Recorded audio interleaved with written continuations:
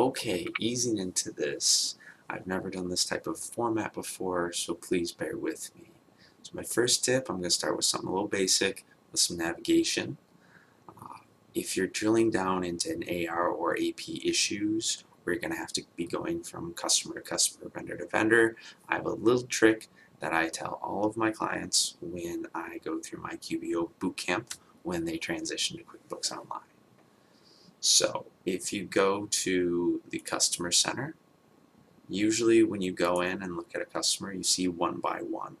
It's not very user friendly, but if you click this little button right up here, you get a nice searchable, scrollable list to go between all of your vendors very quickly. You can also switch that sorting instead of by name to go by open balance, or click this little plus icon up here to add a new customer on the fly.